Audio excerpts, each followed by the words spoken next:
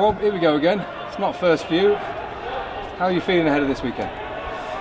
Quite excited and worried and all the emotions that you do kind of feel, but you know, watching the lads train and the effort they're putting in, the focus they've got, it looks as good as any other pre-semi-final training week we've had. We've got a good group of fit players. You know, we're not far off. You know, probably 98% kind of frontline players fit. That's obviously great for us.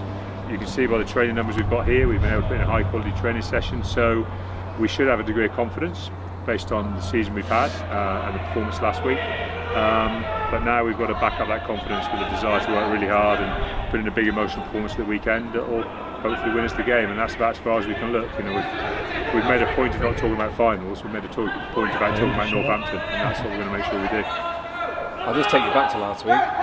So do you want to rip into them from minute 1? Minute 2, you're behind the post. Yeah.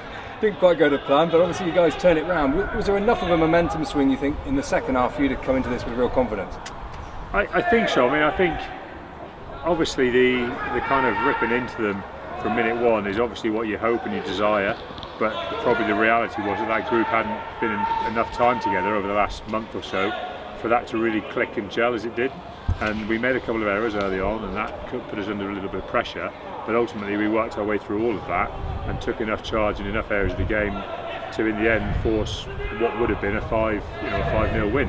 On any other day of the season you'll take that with spades on, and I think ultimately sometimes you've got to look back and see what actually did happen, and you know, another 5-0 win at any time of the season and we'd be happy how we're collecting points. And I think sometimes you've got to make it simple for yourself and look at the outcomes of the game over 80 minutes.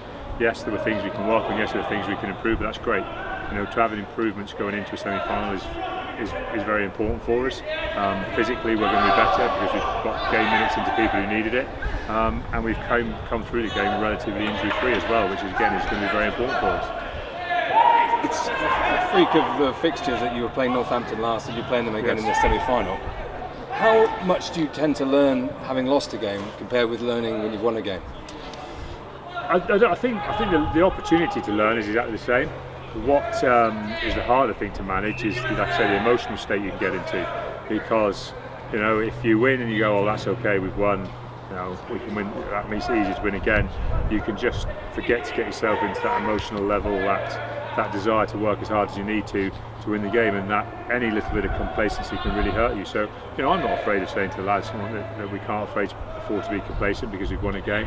There were things we really need to work on, the things we need to get better. But on the whole, I think the group are very motivated to win an important game of rugby at home at this stage of the season. This is kind of what the last 4 or 5 weeks have been about for us, is building towards this game. And I don't feel any complacency in the camp. And we'll certainly make sure that on Friday we've locked things down and we're fully focused on coming out here and playing Northampton to the best of our ability. You know, at the end of the day, they're a good side. If they come here to Sandy Park and win, they'll fully deserve it. That's the way kind of rugby kind of. The best thing about rugby is that probably 90% of the time you win the games you deserve to win. If Northampton come here and beat us, fair play to them, and you know, nobody will congratulate them more than I do. But our focus is to make sure we don't let that happen. It's a bit strange this year that this was all kind of wrapped up for you guys at home semi-final really early. How difficult is it to keep that intensity? I know you say it, you get the message across, but subconsciously do players not quite have the same edges when they know this is really, it matters today? Well, 100%, because as I said, I kind of went through a range of emotions during the 4 or 5 weeks. To start with, probably thinking, come on lads, you can't afford to let yourselves drop off because you'll find it hard to rebuild. But actually, after I saw the first week or two of us training and performing and how we were changing the team and the way the lads were talking and preparing, I kind of actually realised that they were going to be ready to step up. And the Northampton game, I think, proved that. Yes, there was a little bit of rustiness in the first half, but were we prepared to work hard through that game? Of course we were. And we did step up our intensity levels, not just into that game, but across the course of it. And that bodes well for where we can move on to into Friday's training and then into the game on Saturday. You mentioned everyone being fit pretty much. That brings with it problems of its own, doesn't it? How difficult has it been to pick a squad for this game? It's been very difficult. Obviously a number of good performances last week.